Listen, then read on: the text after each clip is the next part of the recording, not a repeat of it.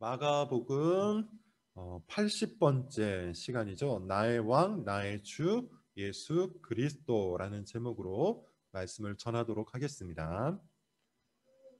이번 주에 나온 뉴스 중에 제가 굉장히 충격을 받은 그런 이야기 하나가 있습니다. 남편이 아내를 죽이고 자기는 아파트에서 투신해서 자살한 사건이에요. 혹시 보신 분도 있을지 모르겠습니다. 사건 자체도 충격적이었지만 사건의 전말은 더욱더 충격적이었어요. 이 부부는 굉장히 젊은 부부였는데요. 30대 중반, 후반에 걸쳐 있는 굉장히 젊은 부부였는데 원래는 광명에 살다가 자녀의 학군 때문에 목동으로 이사를 했다고 해요. 4억짜리 아파트에 전세를 살았다고 합니다. 그런데 최근 들어서 아파트 가격이 폭등을 하면서 이 부부 간의 다툼이 굉장히 심화되었다고 합니다. 아파트를 살 것인지 말 것인지를 놓고 일어난 갈등이었다고 해요. 얼마나 크게 싸웠는지 최근 몇 주 동안 이웃들이 계속해서 찾아와서 조용히 좀 해달라 이렇게 부탁할 정도였다고 하죠. 제가 깜짝 놀란 것은 이 30대 중반, 후반 정도밖에 되지 않는 부부가 결코 가난하지 않았다는 것이죠. 광명에 이미 9억짜리 집을 소유하고 있었다고 합니다. 그리고 목동 아파트는 4억이 넘는 전셋집이었다고 해요. 나이에 비해서 상당한 자산을 이미 갖고 있었던 것이죠. 물론 은행 빚일 가능성이 굉장히 높겠죠. 그렇지만 자산 가치만 놓고 봐도 상당한 자산가임에는 틀림이 없어요. 죽이고 그리고 자살할 정도로 심각하게 다툰 원인이 아파트 매입과 관련된 것인지 그것이 근본적인 원인인지 아닌지 정확히 알 수는 없습니다. 다만 이 기사의 논조는 4년 전에 10억을 하던 그 아파트가 현재는 20억이 되었고 4년 전에 집을 사지 못한 이 젊은 부부가 그것 때문에 다투다가 이 지경이 되었다는 식으로 기록이 되어 있더군요. 이 기사를 읽고 사실 저는 굉장히 혼란스러웠어요. 제가 지나치게 보수적인 것인지 아니면 현실을 모르는 것인지 이 기사를 쓴 기자의 논조도 이해가 되지 않았고 이 기사의 주인공인 그 젊은 부부도 이해가 되지 않았어요. 정말 그것이 죽고 살 만한 일입니까? 정말 그것이 우리의 삶을 지배할 만한 그런 일일까요? 4년 전에 사지 못한 집이 내 눈앞에서 2배가 되었을 때 그것은 마치 커다란 기회를 놓친 것처럼 여기는 것이 마치 그것을 큰 기회를 놓친 것처럼 여기도록 만드는 것이 정상적인 사고이고 정상적인 사회일까요? 탐욕을 부추기는 사회 구조와 그와 같은 사회 구조 속에서 자기도 모르게 생각당하는 우리의 사고 구조에 대해서 저는 이 기사를 읽고 아주 심각한 우려를 하지 않을 수가 없었습니다. 지금 독서 모임에서 읽고 있는 팀 켈러의 내가 만든 신이라는 책, 그 중에 보면 돈 부분에 이런 말이 나와요. 무신론자 니체가 했던 말입니다. 하나님의 부재가 확산되면 돈이 하나님을 대체할 것이다. 하나님이 사라진 자리를 돈이 차지할 것이다. 하나님 대신에 돈을 하나님으로 섬길 것이다. 우리는 니체의 예언이 성취된 시대에 지금 살아가고 있습니다. 사람들은 보이지 않는 하나님보다 자기 눈에 보이는 돈의 힘을 추구하면서 기꺼이 돈이라는 신에, 돈이라는 왕에 경배를 하며 살아가고 있죠. 그것이 지금 우리가 살아가고 있는 이 사회의 모습이에요. 자, 여기서 우리는 탐욕과 욕망의 차이를 한번 짚어보고 넘어갈 필요가 있어요. 탐욕은 죄고 욕망은 죄가 아니기 때문이죠. 자, 먼저 욕망은 뭘까요? 욕망은 본능적인 갈망을 뜻하죠. 그래서 모든 사람들에겐 다 욕망이 있어요. 욕망이 없는 사람은 없습니다. 관념적인 욕망부터 말하자면 사람들은 모두 행복에 대한 욕망을 갖고 있죠. 행복하고 싶어 한단 말이에요. 사랑에 대한 욕망, 안전에 대한 욕망, 평안에 대한 욕망도 가지고 있어요. 행복과 사랑과 평안을 원하는 그 욕망은 그 자체는 잘못된 것이 아니죠. 현실적인 욕망을 말하자면 모든 사람들에게 또 어떤 욕망이 있습니까? 먹을 것에 대한 욕망, 식욕이 있죠. 먹고 싶어하는 이 욕망은 우리로 하여금 에너지를 얻게 만듭니다. 그러므로 식욕 자체는 죄가 아니죠. 성욕도 있습니다. 이 욕망은 우리로 하여금 자녀를 생산하게 만드는 욕망이에요. 그런 의미에서 성욕 그 자체도 죄는 아니에요. 친밀함에 대한 욕구도 마찬가지입니다. 이 욕망이 있기 때문에 우리는 관계를 맺을 수가 있는 거예요.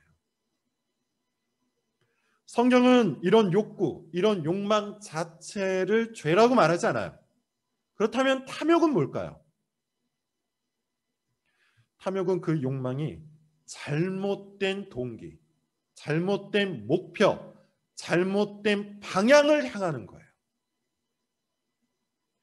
예를 들어 사랑에 대한 욕망, 이것은 정상이지만 그 사랑에 대한 욕망을 채우기 위해 남을 짓누르고 남을 조종하고 남을 통제해서 얻으려고 한다면 그것은 탐욕인 것이죠.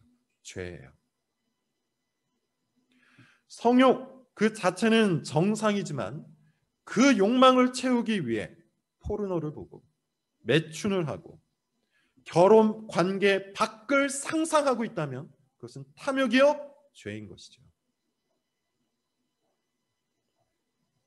자, 그러면 여기서 성경이 가르치는 정상적인 욕망에 대해서 조금만 더 알아보도록 하죠. 한마디로 이렇게 말할 수 있어요. 성경은 이 모든 욕망의 근원, 욕망의 원인, 욕망의 목표, 욕망의 방식에 하나님이 있다고 가르칩니다. 다시 말하면 이런 거예요. 행복을 원하십니까? 행복에 대한 욕망이 있습니까? 하나님만이 행복을 줄 수 있어요. 그러므로 우리는 하나님께 나아가서 그 행복에 대한 욕구를 채워야 하는 것이죠. 사랑을 원하십니까? 하나님만이 사랑을 줄 수 있음을 믿고 하나님께 나아가십시오. 이것이 성경의 가르침이에요. 식욕과 성욕을 채우고 싶으십니까? 하나님이 가르치신 방법과 범위 안에서 그 욕구를 채우십시오. 관계에 대한 욕망과 친밀함에 대한 욕망을 채우고 싶으십니까? 하나님이 가르치신 방법과 하나님이 가르치신 범위 안에서 그 욕구를 채우세요. 하나님만이 우리 욕구의 원인이요, 목적이요, 방법입니다. 앞서 예로 들었던 돈과 관련된 이야기를 좀 해볼까요? 마침 오늘 잠언의 말씀이 관련되어 있었죠. 돈을 버는 것 죄입니까? 잘못입니까? 아니에요. 집을 사는 것 잘못입니까? 아니에요. 그렇다면 뭐가 잘못입니까? 돈을 벌고 집을 사는 것으로 행복과 안전과 평안을 얻을 수 있다고 믿는 것, 그것이 잘못이요, 그것이 죄인 거예요. 하나님을 행복의 원인이요, 동기요, 방법이라고 생각하지 않는 것, 그것이 잘못이요, 그것이 죄라는 겁니다. 그렇기 때문에 자기가 사지도 않은 집값이 올랐다고 분노를 하고, 자기가 사지도 않은 집값이 올랐다고 좌절을 하고, 그것 때문에 싸우고, 그것 때문에 폭행하고, 그것 때문에 부부가 서로를 죽이는 일들이 벌어지고 있는 겁니다. 그리고 사회는 그것을 부추기고 있는 것이죠. 돈이 그 사람의 행복이고, 돈이 그 사람의 평안이고, 돈이 그 사람의 안전이 되어버렸기 때문이에요. 이것이 바로 탐욕이고, 모든 탐욕의 문제는 결국 무엇과 연결될 수밖에 없습니까? 우상 숭배와 연결될 수밖에 없어요. 다시 말해서 내가 진정으로 욕망하는 것이 바로 나의 신이요, 나의 왕이요, 나의 주라는 것이죠. 이 욕망의 문제는 앞서 기사에서 봤듯이 지금도 굉장히 심각하지만 사실 과거에도 있었던 겁니다. 즉 욕망의 문제는 인간 본성의 문제예요. 존재의 문제. 모든 사회, 모든 역사, 모든 사람들 속에서 이 욕망의 문제는 반드시 종교가 되었어요. 행복을 위해서 하나님께 나아가지 않는 자는 반드시 다른 것을 통해 행복을 추구하게 되어 있단 말입니다. 그것이 돈이든, 그것이 집이든, 그것이 관계든, 그것이 쾌락이든, 그것이 성욕을 채우는 것이든, 그것이 무엇이 되었든 간에 그렇습니다. 지난주에 우리는 십자가에 못 박으니라 라는 제목으로 설교를 드렸죠. 내용은 사실 간단한, 예수님께서 로마 군인들에게 희롱을 당한 뒤에 십자가에 못 박히셨어요. 줄거리는 이것이 전부입니다. 그런데 이 짧게 기록된 십자가 사건이 성경의 중심이요, 역사의 중심이요, 인생의 중심이죠. 십자가 사건은 무엇을 의미합니까? 예수님이 나를 대신하여 희생 제물이 되시고 속죄 제물이 되시고 화목 제물이 되셨다는 거예요. 즉 예수님이 나의 모든 죄를 짊어지시고 십자가 형벌을 당하신 겁니다. 내가 치러야 할 죄값을 예수님이 십자가 위에서 다 치르신 사건, 이게 십자가 사건의 의미예요. 덕분에 나는 어떻게 되었습니까? 내가 지불해야 될 죄값이 완전히 다 사라져버렸지. 오히려 나는 그 십자가 위에서 그리스도와 연합함으로 하나님의 의가 되었어요. 죄가 없으신 예수님이 자기의 의를 십자가 위에서 나에게 전가하셨기 때문이에요. 그러므로 우리는 이 십자가 사건을 나의 사건으로 믿어야 한다고 했어요. 오늘은 그 십자가 사건의 연결입니다. 예수님의 십자가 사건이 나에게 주는 의미가 무엇인지를 살펴볼 수 있기를 바랍니다. 본문부터 한번 보도록 하죠. 26절, 27절이에요. 26절, 27절 같이 읽겠습니다. 시작. 그 위에 있는 죄패 유대인의 왕이라 썼고 강도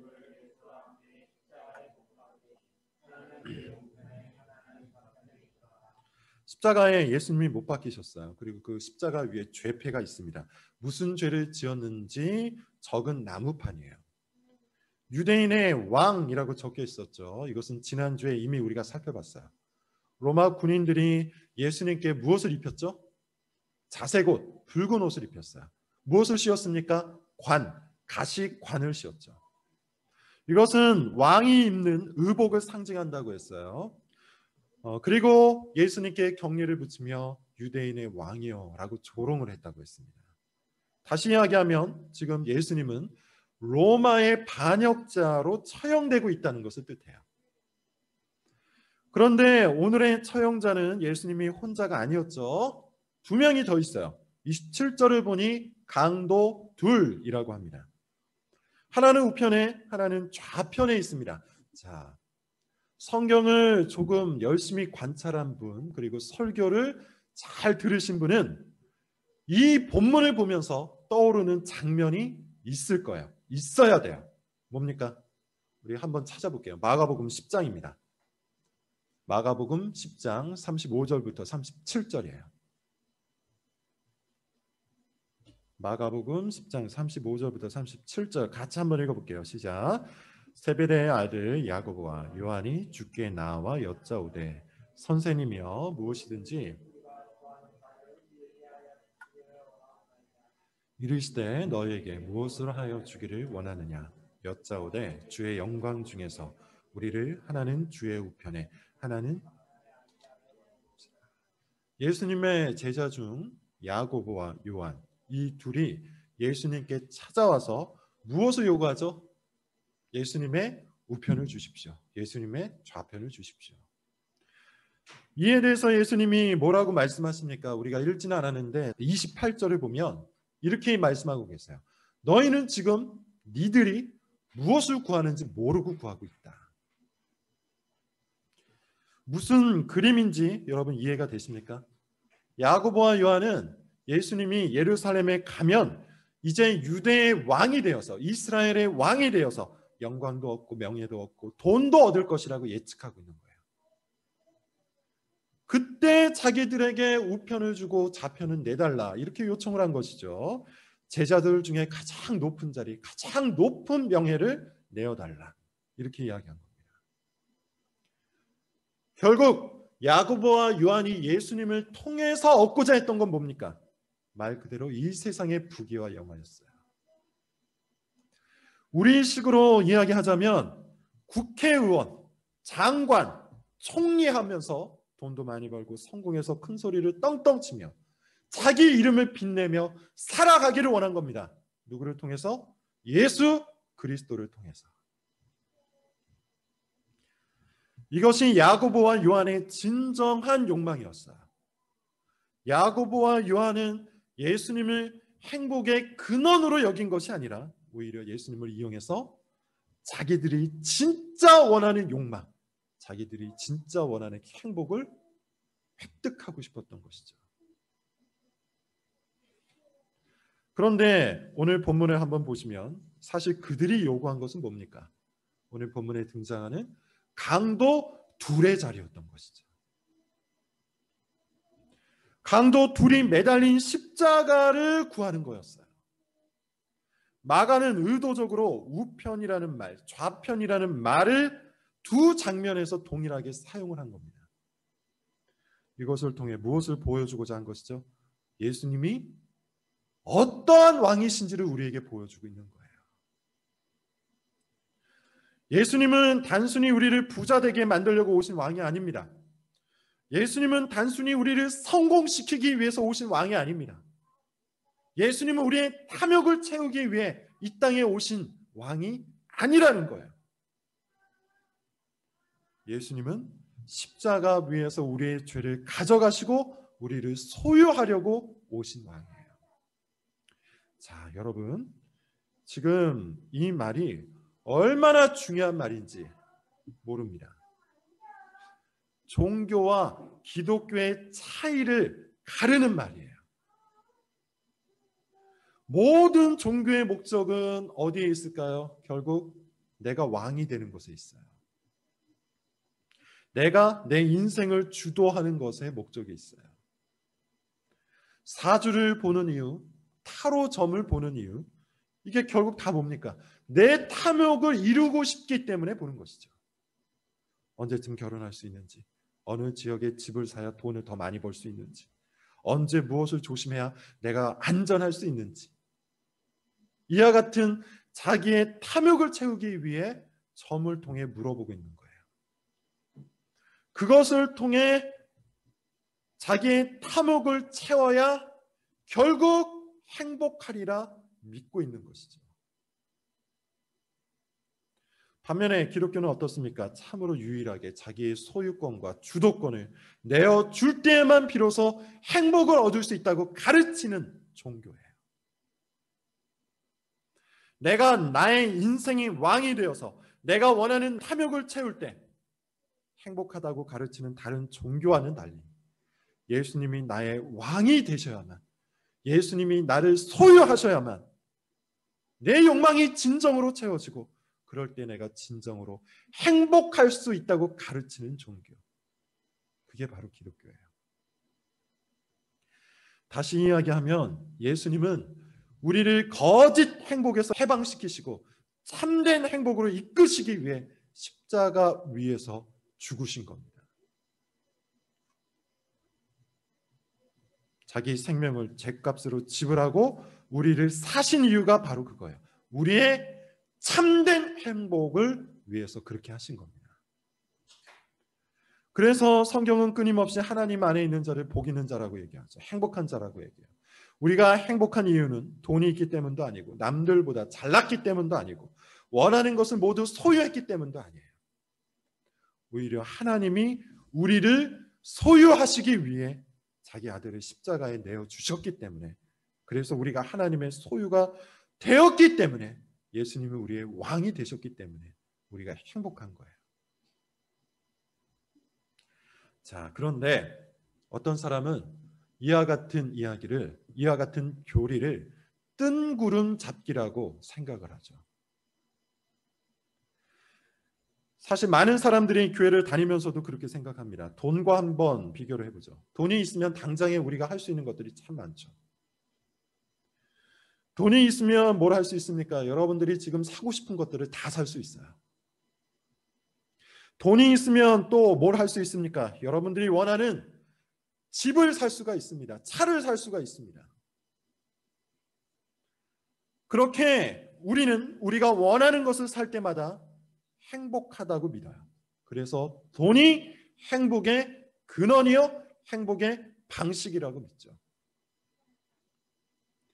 그에 반해 하나님의 아들이 된다는 것, 예수 그리스도의 십자가 위에서 우리가 의인이 되었다는 것, 이 교리는 지금 여러분들에게 무엇을 주고 있습니까? 지금 당장 내가 원하는 핸드폰을 사게 만들지 못하죠. 지금 당장 내가 원하는 옷을 사게 만들지 못하죠.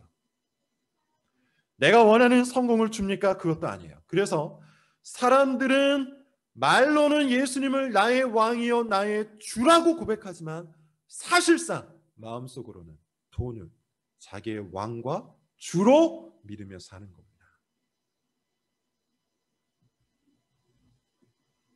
예수 그리스도가 나를 위해서 십자가에서 죽으셨다는 이 교리를 뜬구름 잡기로 여기는 이유가 바로 거기에 있는 거예요.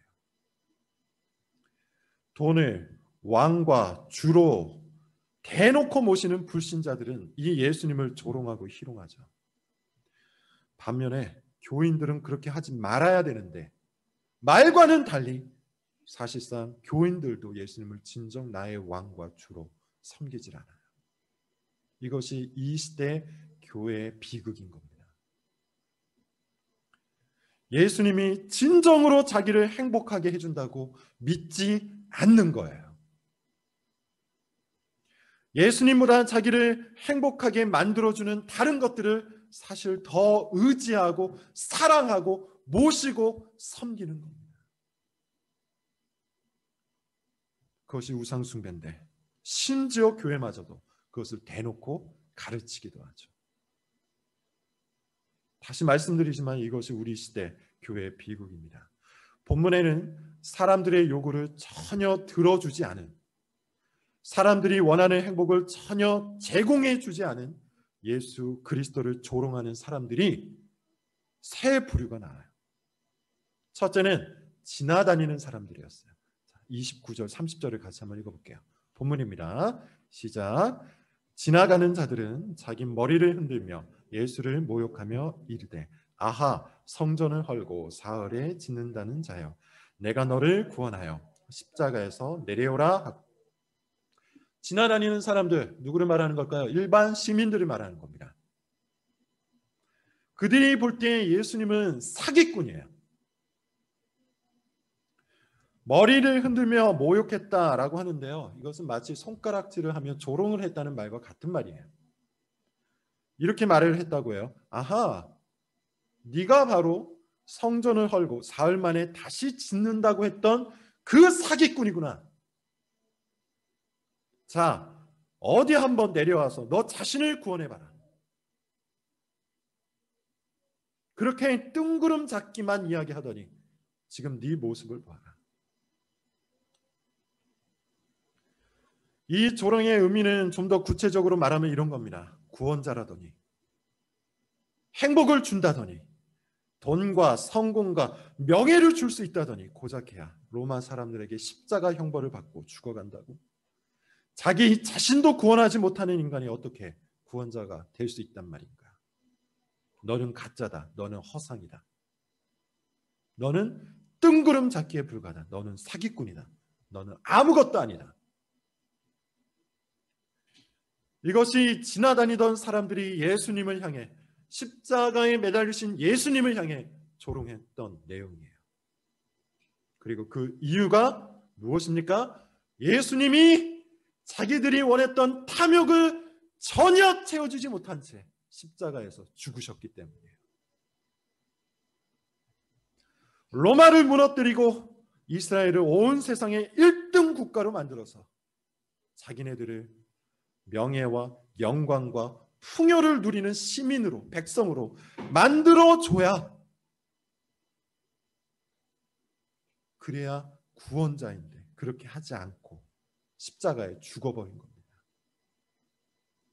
그들이 볼 때 예수님은 아무짝에도 쓸모없는 그저 이름뿐인, 허상뿐인 구원자에 불과했던 거예요. 십자가 위에 예수님은 그들을 행복하게 해주지 못했어요. 그것이 그들이 예수님을 조롱했던 이유입니다. 두 번째도 나옵니다. 31절이에요. 두 번째 부류의 사람들은 이들입니다. 같이 한번 읽어볼게요. 시작. 그와 같이 대제사장들도 서기관들과 함께 희롱하며 서로 말하되,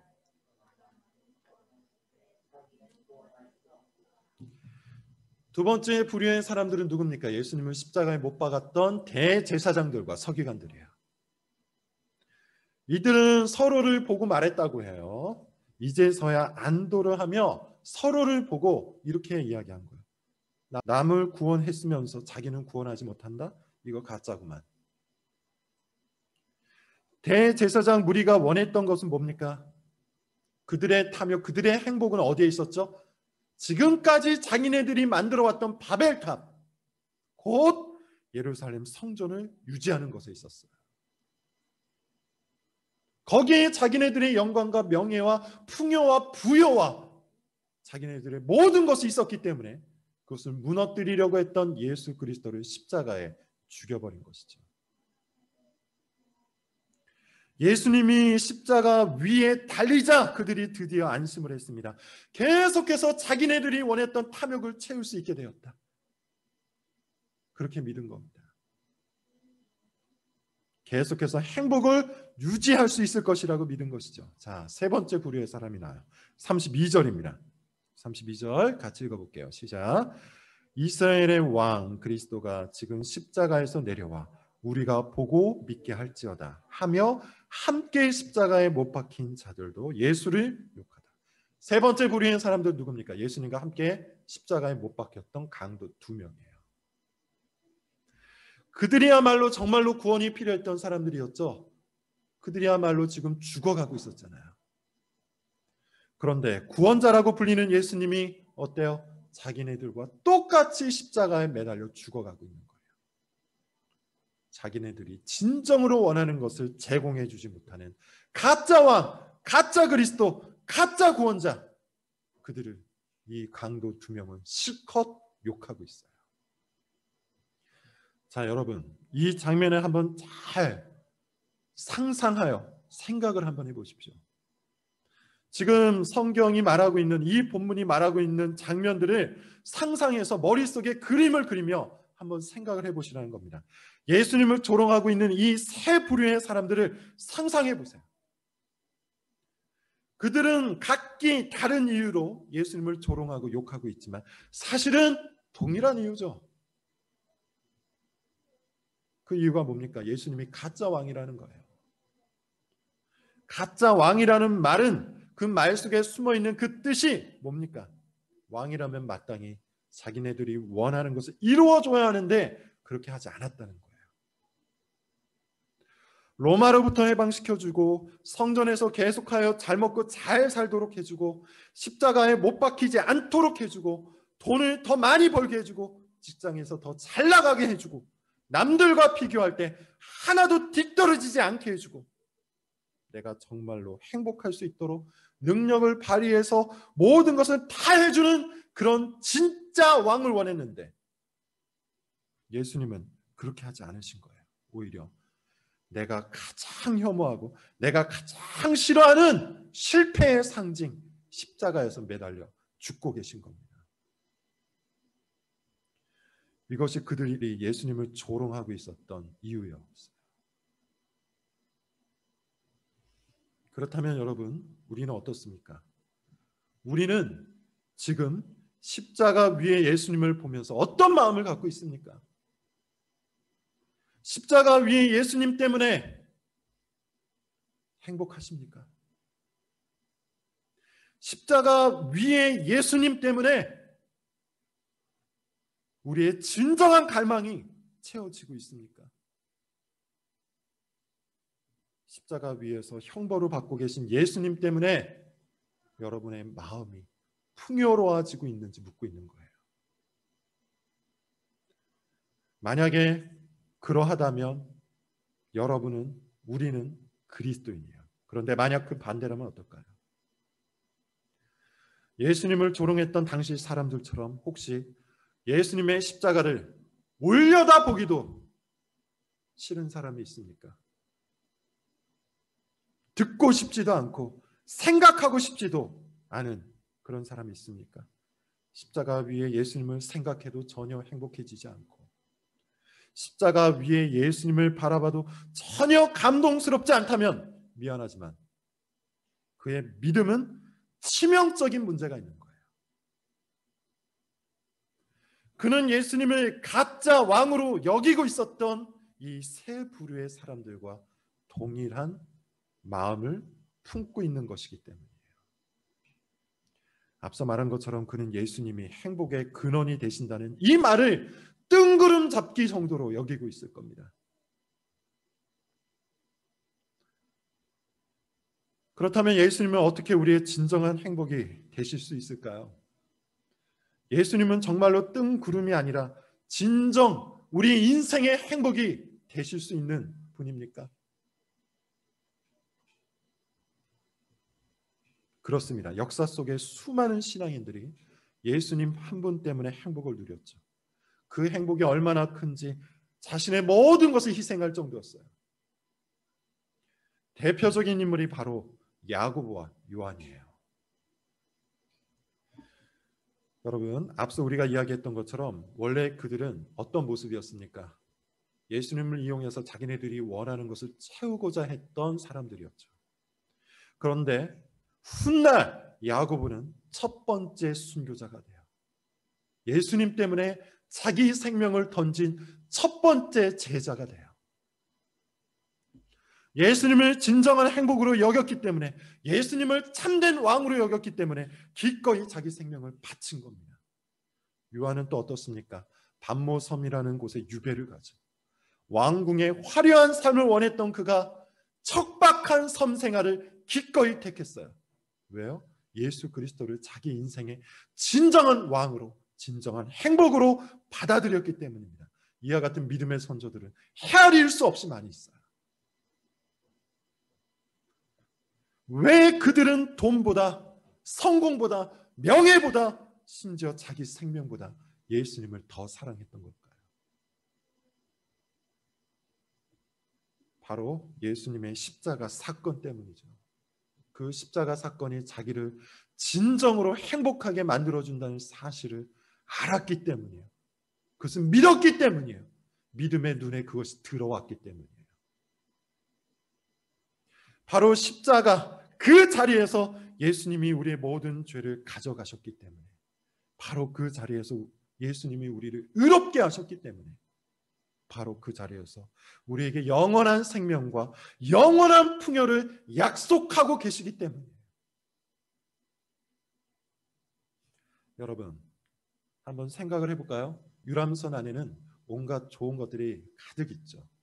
그런데 만약 그 유람선이 침몰을 하고 있다면 어떨까요?